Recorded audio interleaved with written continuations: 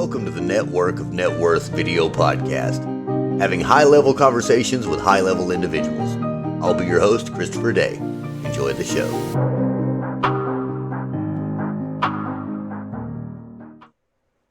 Hey out there, YouTube land. Today we'll be speaking with Rod Gagnon, the Judgment Guy, and we'll be hearing about the exciting world of buying debt. Hello there, Rod. How are you, good sir? Doing great, Chris.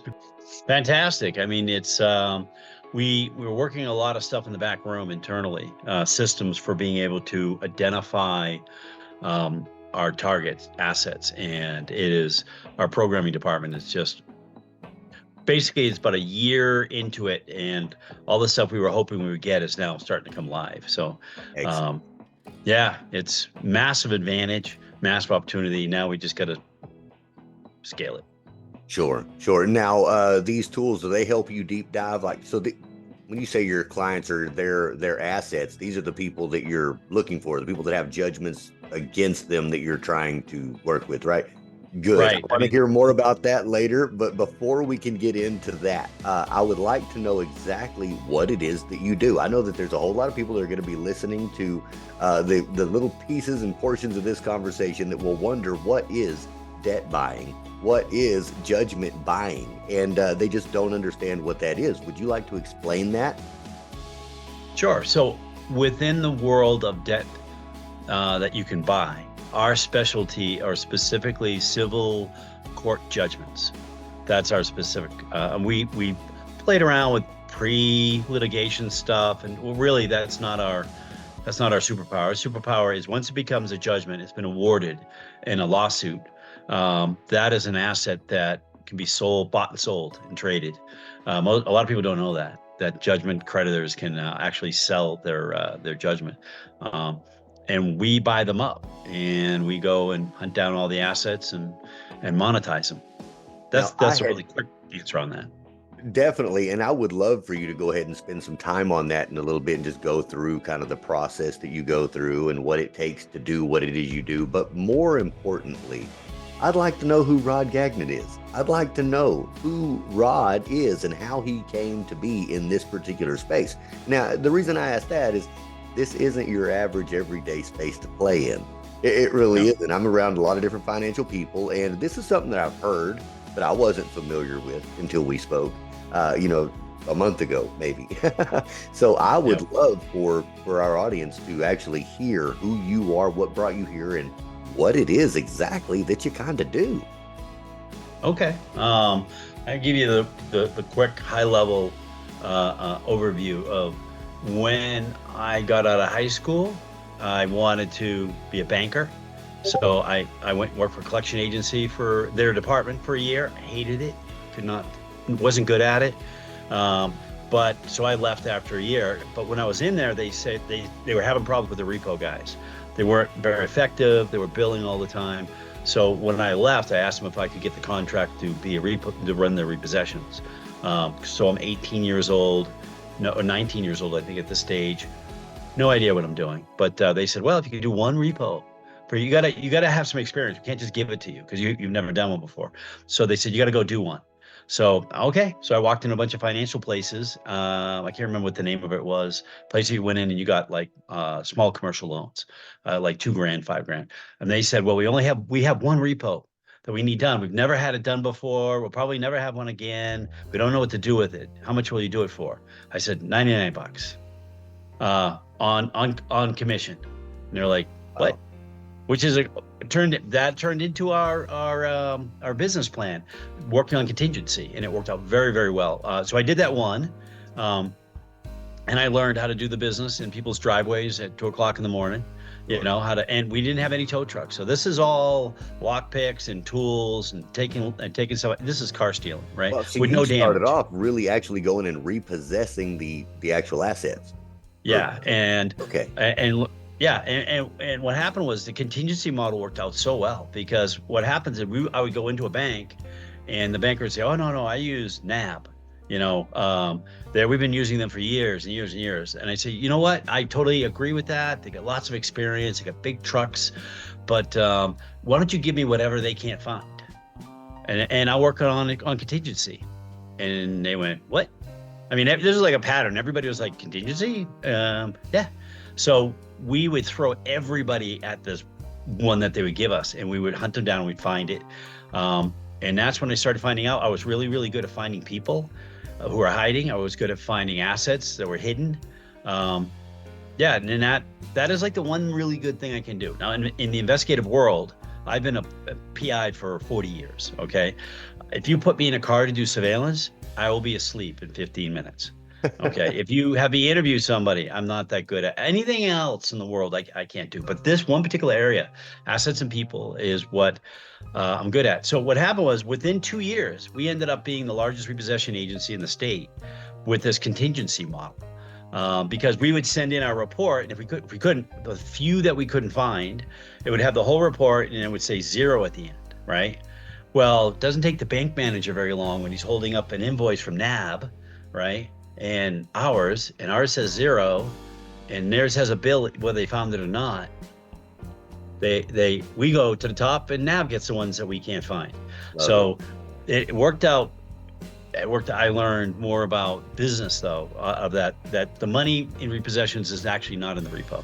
The repo just pays for the salary. The money is in the storage, the transporting, the cleaning, the selling them for people, holding on to them. I mean, that's really, that repossession is just a model to capture an asset and create a situation so that you had ongoing billing. So I credit those 8 years of running that company of massively foundational in how to deal with people and how to find assets and how to monetize things. Oh, okay. So from there, so what I do now is the white collar version of that. Sure. Okay. There you go. So now I'm not going out in the middle of the night trying to take cars out of people's driveways. So I went on to work for large investigative firms and law firms, learning how to hunt down airplanes and boats and art and money onshore and offshore and all that stuff. And I would be brought in whenever there was a large judgment that they could not find where the assets were. They would bring me in, and that was my job. I was a guy in the back of the courtroom that nobody knew who I was. Nobody understood that I was the person who was actually finding everything, documenting everything, and I put a bow on it, give it to the attorneys, and the attorneys would go, and we recovered millions and millions of dollars doing that. So eventually, coming down the road, an attorney would say, the client has run out of money, or the client is mentally exhausted from this and doesn't want to do it anymore, or they're getting divorced and they need to get rid of it, or whatever, or the person died and the estate wants to get rid of it. Do you want to buy it? And I'd never thought of that before. I said, well, I can, but I can't give you much money for it. So, and I did, and I found out that that's where the money was, right? So we've gone private. I have almost no investigative clients anymore. I have a couple, the ones that took care of me during COVID and other times when things got lean. Those are the ones, if they call, they get whatever they want, right? But mostly all our stuff is now on the private side. We are very, very good at finding them and identifying which ones have value. And that's why we ended up creating an investment fund. So created a one called JLC Income Fund, which stands Judgments, Liens, and Claims Income Fund. And the whole fund's only thing we do is we buy Class A judgments that are tied to real estate, art, whatever it is that we have to identify that it's really, really, really good. And that's what we're doing with the fund is, and so I'm at that level. So I'm a partner in a fund. I'm the asset manager. And then on the other side, we got Acorn that buys them for a room full of investigators, basically. Okay, I was looking at your website before we got on here too. I wanted to make sure I'd brushed up a little bit, make sure I know what I'm talking about. And I had seen both the JLC and the Acorn Fund. Now, since they are two separate things, would you like to stay on JLC for a minute and talk about that? Talk about what type of investment it is, what type of investment partners you're looking for, those types of things, so that people could be aware of the type of investments that you're interested in. Okay. I don't have the language down because I'm the guy in the back room. Remember, I'm the guy hunting down the assets. So it's I know we can only work with accredited investors. I think the minimum investment is 50 grand. Okay. We advertise a 21% IRR, but in reality, it's our yield is much, much bigger. But I can't come out and say that, right? Sure. Yeah. For example, we had say we 21. had, I got you. yeah. Like for example, this week we picked up a judgment for $2,100 about a year ago, right? And garnished. It was against an attorney, right? So I found his accounts, garnished about 4 grand out of his accounts. So that means bought it for 2. So I've already got 100% of my money. And then just recently, I ran into a guy that buys cash flow. And I talked to him. So I said, this guy is now in a payment plan. He's paying me X amount of dollars every month. So he said, I've never bought one of these. We went back and forth. How do we do this? And I just sold it to him today. I got the money. I got like 18 grand for it, right? So all totaled, I took 2 grand, turned it into 22 grand, right? Love that. And those yields, we do that all the time, but I can't advertise those kind of yields, right? Sure. So, Right. Yeah, some of them. We do 21. Combined. I get what you're saying there. Because 21 is us losing 8 out of 10. Sure. And we're double, tripling the money in 2 or 3 or 4 years. So it's we haven't really run into anybody that has this particular model, but we already have assets in it, and the machine is running and it's identifying first-class judgments to buy. I mean, we're all set up. We'd love to bring in obviously more investors to be able to grab some more of those, but it's like real estate, very similar. Sure. And just to say it again, that's a $50,000 minimum investment, and you must be accredited. Correct. Right. Okay. Now we've talked about creating other versions like the second fund or third fund going it with unaccredited, but because it's our first one, because we want to make sure that we get the framework in on how to be fund managers. Sure. We went with this model. So there's a bunch of now we have private investors that come in. That's why originally they would come in, give us the money. We would buy a couple judgments, and the deal we had is if any of them went bad, we would just replace it with another one. So unlike real estate, where if your real estate goes bad, you're screwed, right? Yeah, that's it. There's nothing. With mine, I actually had one guy where I had to replace it twice. He ended up, it was the third judgment we replaced it with, we monetized. And we tell him that the downside for us is small. We buy them for cheap. I'll put another one in there if there's a problem. It's working out to be a good model. Yeah, very interesting. It sounds similar to like a syndication would have been in real estate. You'd find some private investors to come in, put in together to go do your deal, and now you're moving into the fund model. So you're looking for, for public funding. You're looking for people to come in and say, hey, I want to be in there, be a part of this as well. Not just the 2 or 3 guys that are involved, but maybe the 200 or 300. So right. So the real reason why we went in with the fund is because back in 07 and 08, we had that big correction. When we saw a bunch of banks fail, right? And the FDIC comes in and they pick up the bank and they redistribute a bunch of the branches to Chase and Bank of America and Wells Fargo and all the rest of that. But what happens is with the debt that's on the books, they will redistribute the loans to the other banks for servicing, right? They'll say you get these branches, you got to handle the servicing, but then they're not going to force the banks to have the debt. So they end up packaging up these huge debt pools, monsters in the billions, right? And I could only sit there and watch as they sold billions of dollars worth of judgments that were good judgments, right? Really good sell in ones. bulk. They sell in bulk to one, right. to one group of buyers. See, that's the same thing in the private equity world. We run into the same type of thing. We'd be looking at a smaller company, and really they're looking at a big roll up to push into a private equity company to buy that for a 15x multiplier instead of the 2 or 3x I'm going to buy it at. Right. So that we are really, that's what we're really trying to do, right? We are trying to get it set up so if we've already seen a couple of banks fail recently, and if there's more stress on the system, and if we are prepared for if we have a repeat of a correction in the next couple of years, and it's going to be way more than a couple $1 billion for these pools, because there's the level of debt that's out there now is much bigger than 07 and 08, right? So, but we'll be in a position to be able to join in those auctions, pick up huge amounts of stuff. It's a perfect storm. Sure. And if it doesn't happen, that's fine. We've got a great machine. We're picking stuff up, but that's my dream. Is I don't want to miss the next one. Sure. Now, is this an open-ended fund, or is there a certain time limit that you're doing, certain amounts of raise for, or is that just open-ended as people can come in and deal with you? Yeah, well, it's how do I explain it? So it's more like by pool, right? So we'll have a pool of, let's say, 70 judgments that we're gonna be purchasing, right? And the investor has up to a certain point to get in there, and then when we purchase it, next investor comes in. They're not part of that. Or they're They're into the part of the next deal? second group, the next group of stuff that comes in. So that way you don't have somebody running in at the last second and making huge money. The first person that came in is like, hey, I had my, I was along for the ride a lot early. I should be getting paid more. So that's how we're doing it. A-Vestor is who we work with, and A-Vestor allows us to break it up like that and create like almost like sub funds. Sure. And that's our eventual goal, is to build it up so that we eventually have, let's say you're more conservative, right? So, okay, we got a pool over here of nothing but real estate leads. They're slow, but they're solid, right? Sure.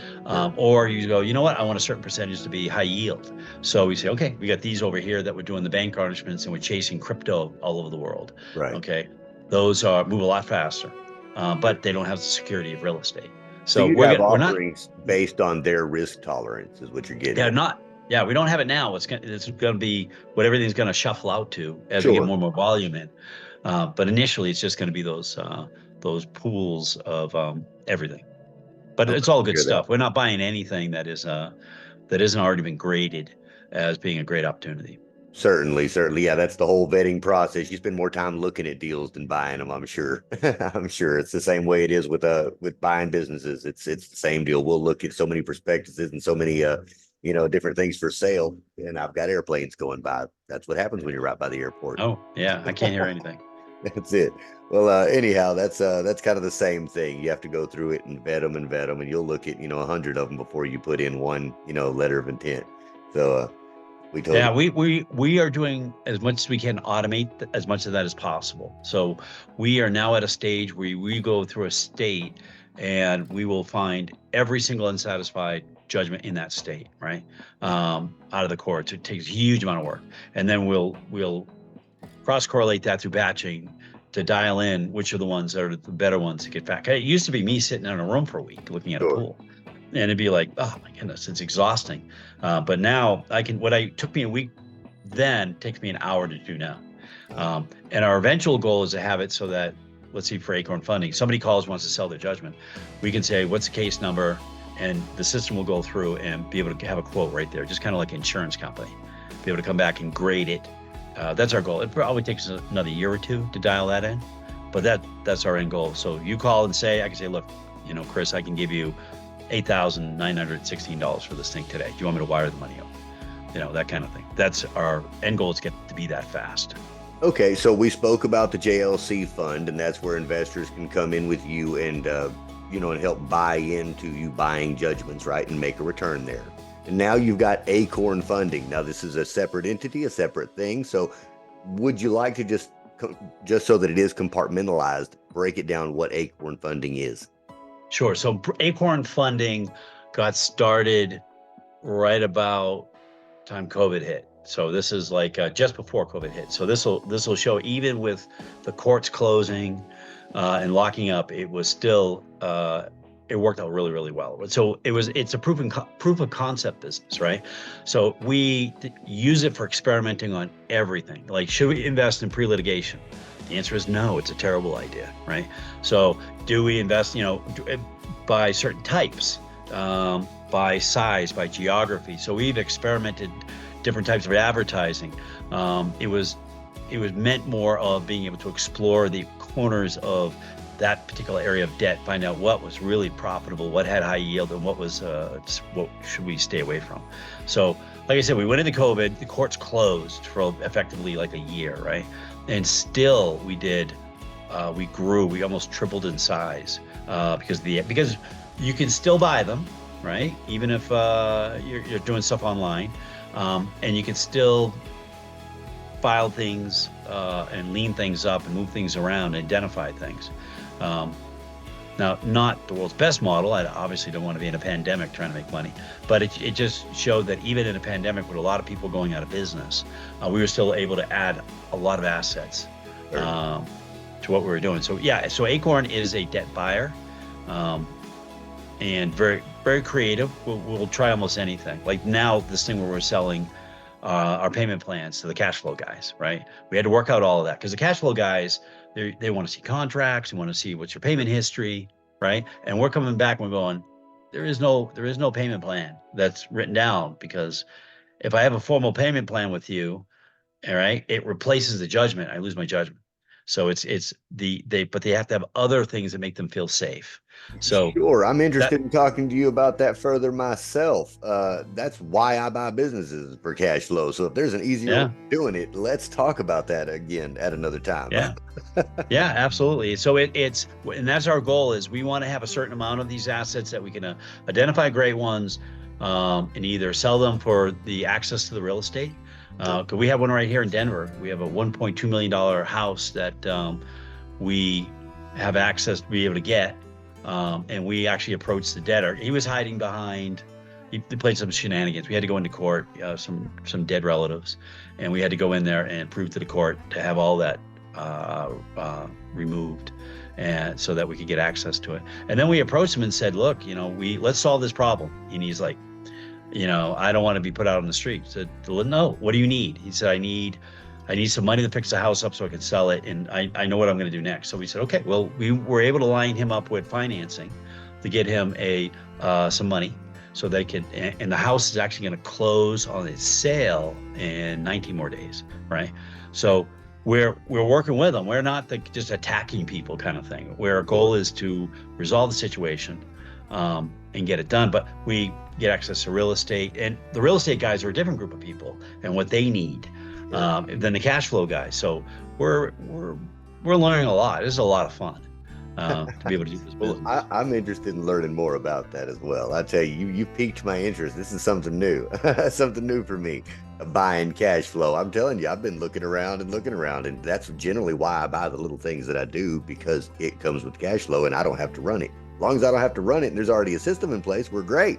But if I can do it contractually, hey, so much easier.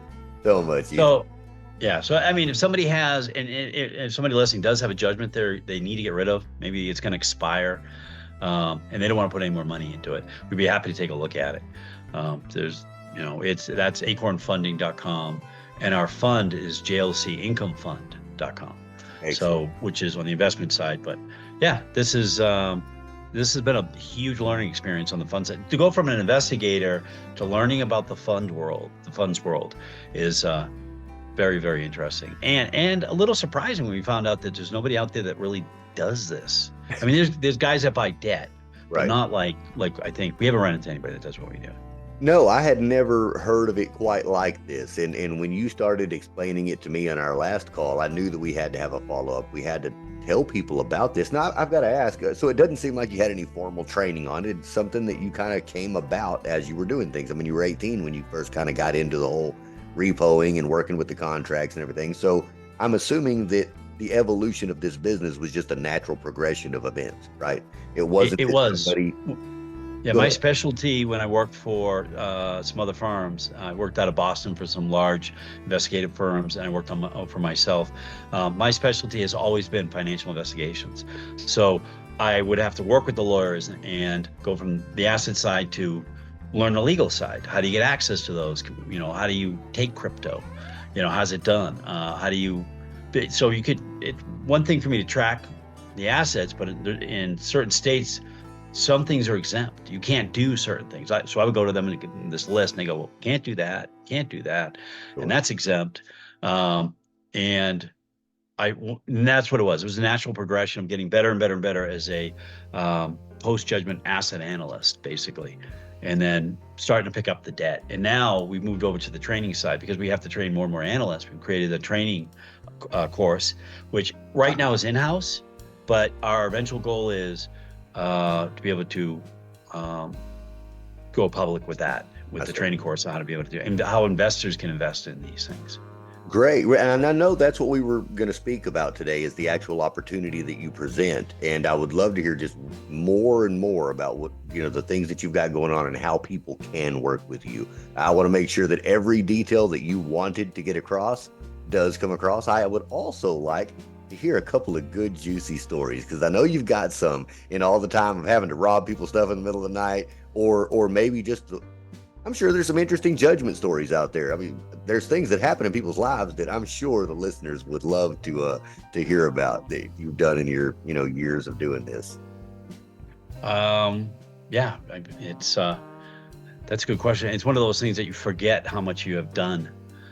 Because most of these are chess matches. That's what they are, right? So the debtor is hiding things, and those are the people we're going after. We're not going after regular people. We don't go after people who've got problems. We don't do medical debt. We don't do auto loans. We're not doing credit card debt. We are going after people who have, in most cases, could pay the money back and have decided they're not going to. So, and so that for us is obviously, like I said with this other guy here in Denver, right? Our goal is not throwing him out on the street. We're going to solve the problem, but he has to pay and give back what he has to do. So I've got to ask you on that deal, because he picked up and is paying. I mean, even though there was some financing involved, do you still make your cut? I mean, do you still get paid on that, or are you kind of just the good Samaritan? No, we're going to get paid 100%. Okay, great. You're still making yours, is what I'm getting at. You're not losing out just because things didn't go away. Okay, all right. Yeah. So what's interesting about that one? Let me go back to that one, because that was a really good example of a typical case where we bought a judgment. We found out about the fact that he was hiding behind a dead relative. With ownership of the house should have actually been in his name. So we grabbed that one, went forward, and then we found out in the middle of the court case that actually it had been paid off like years ago, right? And this occasionally happens. So what we did in that particular case, instead of losing the investment in it, is we went and found another one that was twice as big, and we bought that one. And we just replaced that one with the one that we found out later had actually been paid off. So like I said, there's not too many businesses that you can do that kind of thing. You've got a judgment hedge fund. I love it. Yeah. Well, we switch horses midstream. Sure. Right? There's risk mitigation. I mean, at its finest, it really is. You're doing the analytics, midstream while you're doing it live and able to pivot. I like that. That's a nice investment model for somebody who's coming in and wondering, well, what happens if things go awry? And then you've got the investment manager or the fund manager being able to say, oh no, we have pivot points. That's it. Yeah. That's assuring.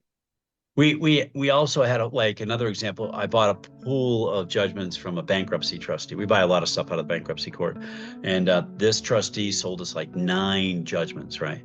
And I found out after we bought them that he was not great at what he did. Okay, and 8 of them were actually dead on arrival, right? He sued the wrong companies. He didn't do service correctly. I mean, it was terrible, right? So, and I kept having to backpedal and go into the court and file the satisfaction, backpedal, go back into court, file the satisfaction. We ended up with one, right? That was left over, and that debtor settled with us an amount that was 10 times more than what we paid for the whole package. So, like I said, there's not too many businesses that you can, but it's just like real estate though, right? You have to buy right. Right. Sure. So as long as we buy right and we don't pay too much for it, our odds are way in our favor. Sure. You have a defined criteria that you follow. If it doesn't follow that criteria, you don't acquire it. That's it. That makes sense. I mean, I get that goes with most investment opportunities out there. Those, whatever sector you're in, you figure out the things that you do and don't like about it and what you will and won't put your money in. Yeah. and it has a satisfaction on our side of we feel that we are serving some justice in this situation, right? Because these are people, there's a lot of narcissists involved, a lot of sociopaths involved who are very much used to taking, right? And they are not used to having things taken from them. And it's very frustrating for them. So, I look at that as kind of balancing the scales again, getting some money back to the people who are going to get nothing, right? Getting money back to the investors, and maybe next time this person will hesitate when it comes to, and it's not worth it, for do that. And I got a great story for that one if you want to hear. That's love to hear it. Love to hear it. Okay, so I had a particular debtor that we went after, who was the deputy clerk of court, right? So I didn't quite realize his position in the court until as we started going along, right? So what happened was I would find his bank account and I would send it in to get approved, and then I go to the bank and find out there was $7 in there, and then I was like, "Wow, this is frustrating." And then I find another bank account, go in there, there's $30 in there, and this happened 3 or 4 times, right? Until I was like, something's going on here, and I did some research, and I found out what happened was he was the guy that signed off on the writs, right? So his own garnishment would come across his desk, and he would go have lunch and empty the account, and then come back and sign off on it. Of course, I never saw them because they went between the court and the attorneys, and I never. It took me a while to catch this, and I was like, "Son of a gun! This guy, this guy just keeps emptying it." But and he's a very powerful guy, right? Second highest position in the court, right? Deputy clerk of court. So I ended up being able to identify real estate that he owned, several pieces of real estate, and even more. I found even more real estate up in New York. He had under another name, okay, that he had a lot of relatives in those properties. So I went to the county attorney and I said, okay, I am going to do, basically, it's called a house raid. That's really what it is. You go in and you empty somebody's house, right? Show up in moving trucks and you take everything, right? Take the cars and everything. So I went to the county attorney and I said, this was going to happen unless you want to be on TV, okay, with a very crooked local government person. We need somebody to sign off on this without notice, okay? And it took me a couple months to set it up, right? So, and what had happened was the prior year, 2 people had been dragged out of the court for corruption, right? It had been on television, and this was like going to be number 3, and it was a bigger fish. And I said, so let's not do this. Let's just do this quietly, so there's no embarrassment with the county. And they approved it, right? In fact, so on the day I show up, I've got moving trucks, I got tow trucks, I got locksmith, I've got a sheriff, right? Now the sheriff's not a regular sheriff. He's a sheriff that they know is not a part of the old boy network, who's connected to somebody. He's independent, right? So I got this army of people that go over there while he's at work, and we took he had a what he had, Mercedes-Benz, he had Jaguars, he had a Rolls-Royce Ghost, I think it's called the Ghost or something like that, Phantom or whatever, in the garage, right? So, and we emptied that, we emptied the house while he was at work. And the only thing we didn't get was the car he was driving at work, and we were hoping he would come back to the house so we could get that one too. And he was furious, but like I said, it's a chess game, right? I didn't need his stuff in his house, but he got to see the power of the court. The power of a judgment allows you to do things a collector can't do, right? A very high level of power. And he had to know that, look, you can be defeated at what you're doing. So when we ended up settling at the end, he was like, okay, fine, I give up. Because I then went after the houses and the places up in New York. Sure. And locked those up. And I end up, and an auction, the auction in the state that he was in, I went to the auction, my auction, right? And he messed up the paperwork. He went in and somebody in the middle of the night and changed the paperwork with the sheriff's office. Oh, no. And I looked at it and said, this is wrong. You can't do this. The sheriff's office was embarrassed and they were mad. And ended up putting a lock in their place so that nobody could just walk in the middle of the night. Oh. The clerk who had typed it all up was so mad that her stuff had been stolen and replaced that she said, you stand right there on the courthouse stairs, you do not move. And she retyped up everything and ran it back over. And I got each property, I think I credit bid $2,000 for each property, and there was 3 of them, right?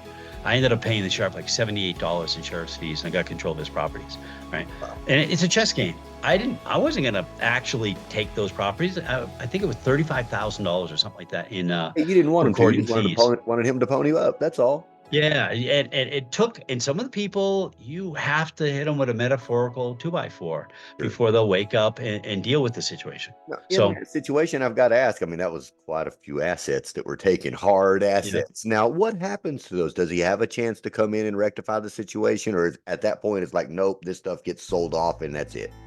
No, to us, it's all chess, right?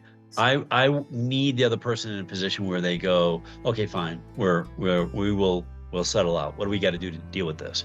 In his case, I never recorded the sheriff's fees that I got because I didn't want to get hit with $35,000 worth of recording fees, right? That was part of it, and the other part of it was I was hanging that over his head. And once I got the property in New York with all the relatives in it, and he was like, fine, okay, fine. So I met him at his office late at night, you know,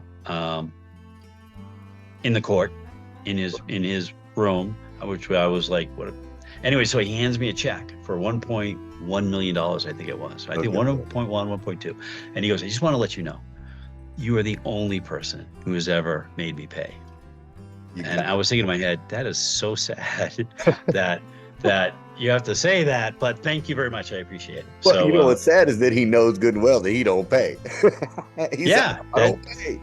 I don't pay. And this is what it comes down to is what can we do? What is important to them Sure. that I have to show them. Now, what's really important is while I had ownership of that house, he never went back to that house. Right. And it's because there's kind of a violation there when you have somebody that you know has been in your house, right? Or if somebody has emptied your bank account and you didn't do it, right? People will start using a spouse's bank account, or they'll do something else because of that. Sure. They have to know that somebody can actually reach them. So and this whole process, we try to respect them.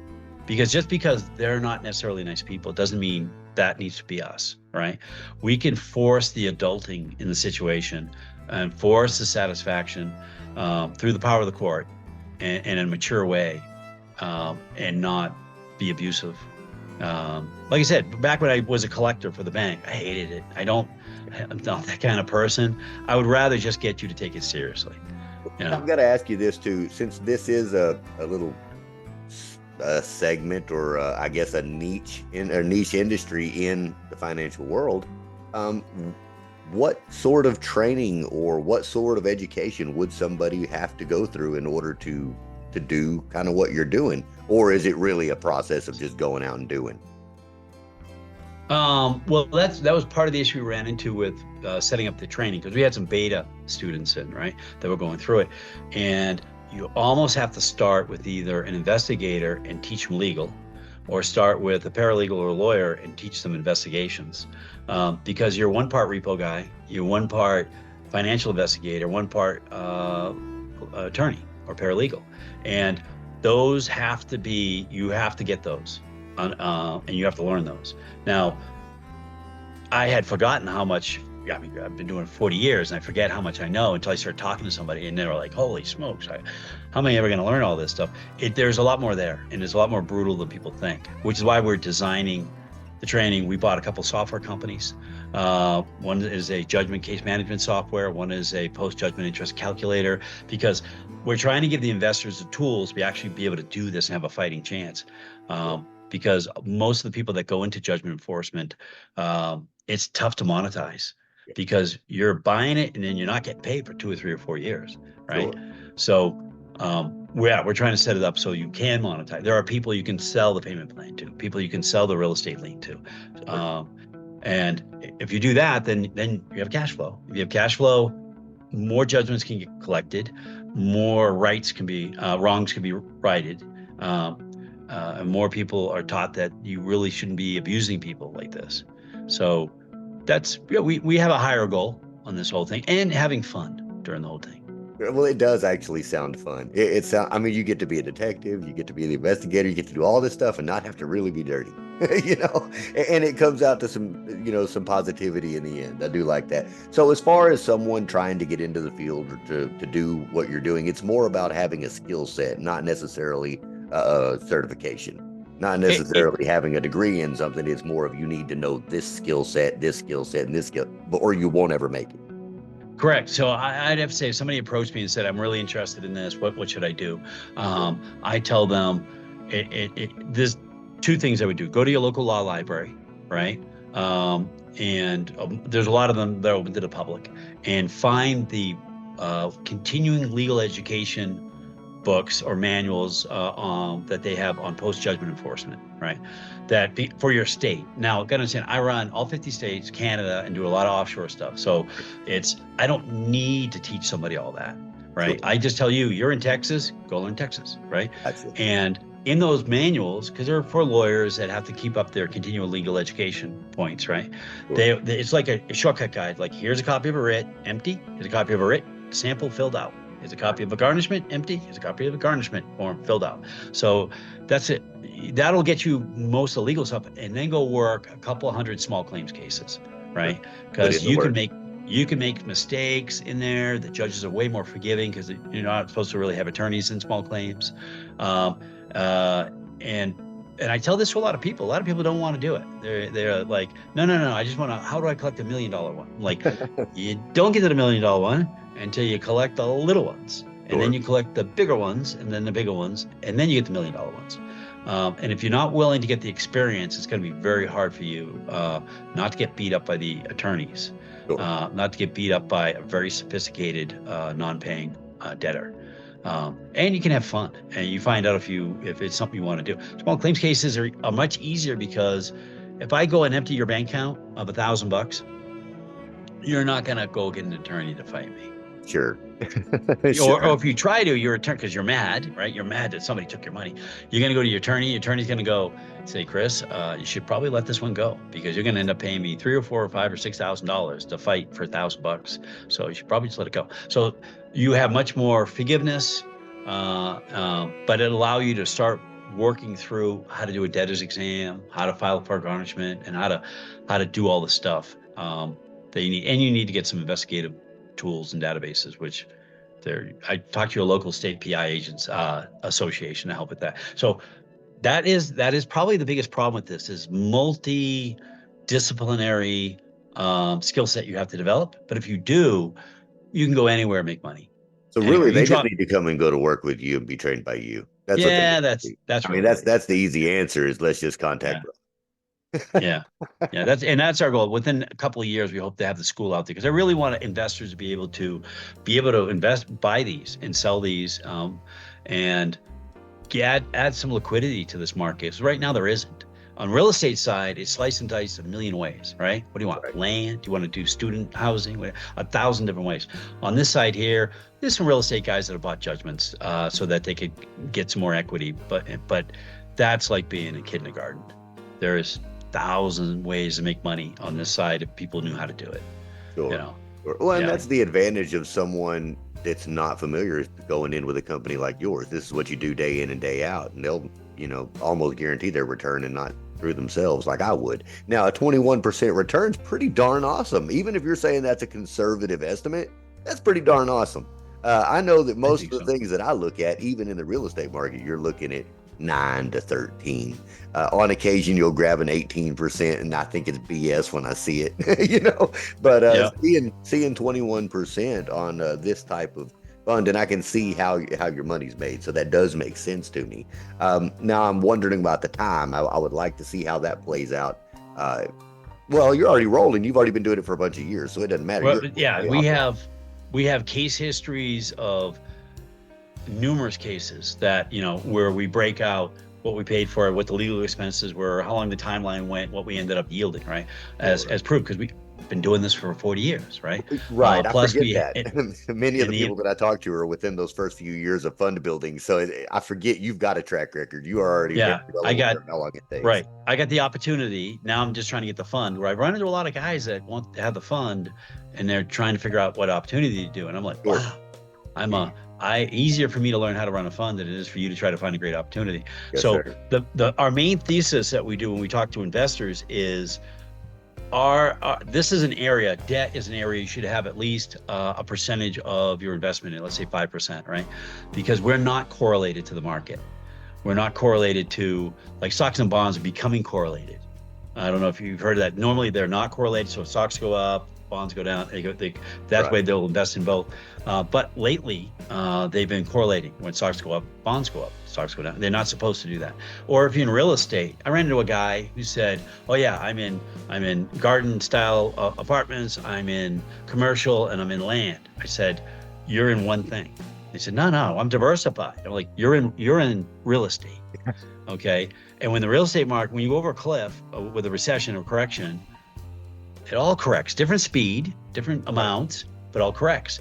I'm not correlated. When the economy goes over a cliff, there's an ocean of stuff for me to buy, right? When the economy is doing really good and people are lending everybody and ripping off everybody, and there's always human nature, there's an ocean of stuff for me to buy. So unlike everybody else, we recommend, you don't have to understand it. You should just diversify a little bit, because if you're in all those other areas, you go over, it's all going to correct. Sure. No, I love it. And debt really is something that I think people need to focus more on. That's something that I don't think about personally when I think about what should I acquire next? What should I put my money into next that's going to grow? That's not the first thing that pops in my brain at all. Unless it's me making loans to other people for interest, So I really don't think about going into a debt fund. I think that there should be more people out there doing this, because it's lucrative. It's lucrative, and it solves a purpose. Yeah, as long as you know what you're doing. Somebody can get in trouble quickly if they're not careful. But as long as you get the right research, you get the right team players, there's a lot of attorneys that don't know how to do the recovery side. They're very, very few and far between. But yeah, we're having a lot of fun, and we can't wait to see what the effect we're going to have. Well, I appreciate you sharing what you do with us and the intricacies of the inner workings of that business as well. Before we end this conversation, are there any thoughts or closing comments that you would like to make to the audience, or something that you'd like to make them aware of? Well, what we're looking to do is we're going to add to both JLC Income Fund and Acorn Funding Group. We're going to add a place for somebody to go and put their email in, because we're trying to develop a list so that we can give regular updates to people of the direction we're going, opportunities, ideas, successes, because somebody may be listening to this right now and going, "Well, alternative assets. Yeah, I know I've been hearing more and more about alternative assets, but it's a lot to take in. So, but I want to come along for the ride and get an update." So if you check back on the sites, we're going to have that up there. And I'd say that's probably the best way, is for people to at least be on that list, be able to see what we're doing, and the success in areas and the new stuff. That's the best way to do it. Well, I've got the full description. I've got all of your links there for the Acorn Fund and JLC, as well as, and I do believe that I've got your LinkedIn, so that people that want to come and learn more about who you are professionally and maybe connect with you that way, they can do that as well. I thank you very much, Rod, for speaking with me. Now, I've got to ask you, what's up with the Judgment Guys? Or is there any further movement on the podcast? Oh, the podcast. Well, we've got the URL, judgmentguys.com, and we got all the equipment in, all the stuff you have right there, the mic and the lights, and we've got all that stuff in. We are just, again, learning yet another area. Oh, me too. Stuff, me too. Yeah, but we're looking forward to getting started on it. Right now, we're dealing with so much inventory that has to be. That's what we're trying to get caught up on first. Because we have so much opportunity. So one of our partners is like, "You guys go have fun doing that. First, you got to do this." Sure. We're like, "Okay, we'll do that." But yes, it's coming. The Judgment Guys are coming. Now, when you say inventory, do you mean hard asset inventory or paper inventory? Judgments. We have so many grade A judgments, great unsatisfied judgments tied to real estate, or, like I said, art, Rolexes, boats, planes, that because we have to have everything lined up and ready. Because if the investor comes in today and goes, "Okay, here's $1 million," right? That we can't then start looking for assets. Exactly. So what happens is Acorn buys as much as it can eat, and then JLC Income Fund is ready with all that. So there's just too much opportunity on that, but we're almost there. Love it. maybe I can have you over as a guest. Hey, I'd appreciate it. I'd appreciate it. Always trying to talk about those things as well. I mean, we do something similar. I'm in business acquisition. You're in, debt purchasing, debt acquisition, same type of thing, same Well, type of thing. if you have a judgment, that would be a great thing for us to have you on, and then we could go through and show you how we hunt down the assets and what we would do to get your money back. So just kind of think about that. If you got one in the back room somewhere, just Sure. let me know. Okay. Well, hey, I'll tell you what, I've kept you on here for an hour, right? Right, but I appreciate your time. I appreciate you speaking with us and speaking to the audience out there that are curious about what debt buying is, debt acquisition and a debt fund, and how they could actually invest in without having to learn the plethora of skills that it takes to actually do this. All they really have to do is say, "Hey, Rod, I've got it for you right here." That's And, really and if all they they have need to do. Let you do the work. if they have one that they want to maybe sell, let us know. Or if want us to partner on because they got a great opportunity, they don't have the capital. We'd be happy to take a look at those too. So this could be several ways we could work together. So just Now, be open about it. other than on the investment side that way, or someone bringing a judgment to you, are there any particular types of people that you'd like to meet? Somebody that does a certain position, or maybe even a specific person that you want to say, "Hey, this is somebody that I'd like to come in contact with," because you get to say it to the world right now. Um, that's really a good question. I mean, to me, it's always bankruptcy trustees and um, uh, more and more attorneys, more people have access to these issues and problems that don't even know a guy like me exists, Bank and trustees not out there. and attorneys. Yeah, Okay, yeah. that Most of them that's have good. 99% of the time they're saying to me, "We had no idea guys like you existed." That could be brought in on a case to help solve it, monetize this. So, uh, that's a good question. Kind of caught me by surprise there, Chris. I'm gonna have Well, to think about this. that's one of my. I have to think of when I do this. What is my purpose of doing it? Why do I do a show? Why do I do the interview? We're not even in Yeah, the same sector, really. Why do I want to have these conversations? Well, really, it's. I'm trying to put some light on what you do and spread the word so that you can be successful. Now, in turn, I'll make that. I'll make that. yeah. We're a circle of entrepreneurs and builders here, right? That all comes around. But the only way that I can do that is if I get the right attention. Now, I can just tell your story and ask you some superficial questions, and that's what the audience will get. But Yeah. if you want result, see, the only way Rod's ever going to like me is if Rodney gets results, right? So, so if you go Yeah. out there and get real results, and there's people that say, "Hey, I found your link on a video from the Christopher Day Show, and where you were being interviewed by this guy. There was about 1,000 clips he put out there, and they all had a link to your thing, and that's how I found you." All of a sudden, me and you have a better relationship. True. So, True. right. So in truth, that's my way of giving Yeah. first, right? That's my way of giving first. I'll do this. It gives me content. We get to know each other. Hey, I've turned on to something that I didn't know before. And there's opportunity that I didn't know was on the table yesterday. True. Yeah. There you Well go. said. Okay. Well, thank you very much for your time. And I will be touching base with you on the back.